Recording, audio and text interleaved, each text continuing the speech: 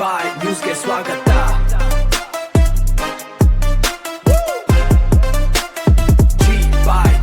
ಚಿಂತಾಮಣಿಯಲ್ಲಿ KRS ಪಕ್ಷದ ರಣಕಹಳೆ, ಭ್ರಷ್ಟಾಚಾರದ ವಿರುದ್ಧ ಸಂಘಟನಾ ಪರ್ವ ಆರಂಭ.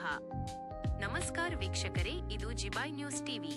ಚಿಂತಾಮಣಿಯಲ್ಲಿ ಕರ್ನಾಟಕ ರಾಷ್ಟ್ರ ಸಮಿತಿ ಪಕ್ಷದ ಸಂಘಟನೆಗೆ ಈಗ ಹೊಸ ಕಳೆ ಬಂದಿದೆ. ನಗರದ ಪ್ರವಾಸಿ ಮಂದಿರದಲ್ಲಿ ಕೆಆರ್ಎಸ್ ಪಕ್ಷದ ವತಿಯಿಂದ ಭರ್ಜರಿ ಸರ್ವ ಸದಸ್ಯರ ಸಭೆಯನ್ನು ಹಮ್ಮಿಕೊಳ್ಳಲಾಗಿತ್ತು. ಪಕ್ಷದ ರಾಜ್ಯಾಧ್ಯಕ್ಷರಾದ ದೀಪಕ್ ಸಿಎನ್ ಅವರ ನೇತೃತ್ವದಲ್ಲಿ ನಡೆದ ಈ ಸಭೆ ಮುಂಬರುವ ದಿನಗಳಲ್ಲಿ ಕ್ಷೇತ್ರದಲ್ಲಿ ಹೊಸ ರಾಜಕೀಯ ದಿಕ್ಸೂಚಿಯನ್ನು ನೀಡುವ ಮುನ್ಸೂಚನೆ ನೀಡಿದೆ. ಸಭೆಯಲ್ಲಿ ಪಕ್ಷದ ಸಕ್ರಿಯ ಕಾರ್ಯಕರ್ತರು ಮತ್ತು ಹಿರಿಯ ಮುಖಂಡರನ್ನು ಹೂಮಾಲೆ ಹಾಕಿ ಅತ್ಯಂತ ಗೌರವಪೂರ್ವಕವಾಗಿ ಸನ್ಮಾನಿಸಲಾಯಿತು. ಪಕ್ಷದ ಬೆಳವಣಿಗೆಗೆ ಹಗಲಿರುಳು ಶ್ರಮಿಸುತ್ತಿರುವವರನ್ನು ಗುರುತಿಸಿ ಪ್ರೋತ್ಸಾಹಿಸಿದ್ದು ಸಭೆಯ ವಿಶೇಷವಾಗಿತ್ತು. ಸಭೆಯುದ್ದಕ್ಕೂ ಕಾರ್ಯಕರ್ತರ ಘೋಷಣೆಗಳು ಮುಗಿಲು ಮುಟ್ಟಿದ್ದವು. ಕರ್ನಾಟಕ ರಾಷ್ಟ್ರ ಸಮಿತಿ ಪಕ್ಷಕ್ಕೆ ಜಯವಾಗಲಿ ಎಂಬ ಕೂಗಿನ ಜೊತೆಗೆ ಭ್ರಷ್ಟರೇ ಬಿಟ್ಟು ತೊಲಗಿ, ಜನಪ್ರೇಮಿಗಳೇ ಅಧಿಕಾರಕ್ಕೆ ಬನ್ನಿ ಎನ್ನುವ ಗರ್ಜನೆ ಅಲ್ಲಿ ನೆರೆದಿದ್ದವರಲ್ಲಿ ಹೊಸ ಹುರುಪು ತುಂಬಿತು. ಭ್ರಷ್ಟಾಚಾರ ಮುಕ್ತ ಕರ್ನಾಟಕ ನಿರ್ಮಾಣದ ಸಂಕಲ್ಪವನ್ನು ಇಲ್ಲಿ ಪ್ರತಿಯೊಬ್ಬ ಕಾರ್ಯಕರ್ತರು ಪುನರುಚ್ಚರಿಸಿದರು. ಮುಖ್ಯವಾಗಿ ಕುಪ್ಪಂ ಮತ್ತು ಬಸವಣ್ಣನವರ ತತ್ವದಡಿ ಕಲ್ಯಾಣ ಕರ್ನಾಟಕ ನಿರ್ಮಿಸುವ ಗುರಿಯನ್ನು ಸಭೆಯಲ್ಲಿ ಚರ್ಚಿಸಲಾಯಿತು.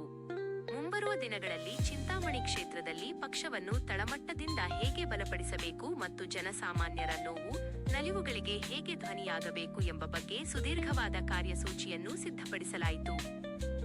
ಈ ಸಂದರ್ಭದಲ್ಲಿ ರಾಜ್ಯ ಸಂಘಟನಾ ಕಾರ್ಯದರ್ಶಿ ಶ್ರೀನಿವಾಸ್ ಸಿವಿ, ಜಿಲ್ಲಾ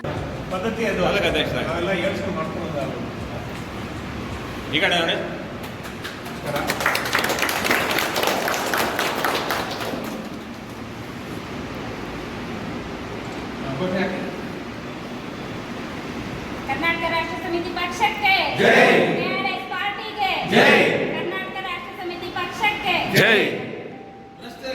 ಪವಿತ್ರ ರಾಜಕಾರಣ ಬಿಟ್ಟು ತೊಲಗಿ, ಧಾರ್ಮಿಕ ರಾಜಕಾರಣಕ್ಕೆ ಮುಂದಾಗಿ ನಿರ್ಮಿಸೋಣ. ನಿರ್ಮಿಸೋಣ.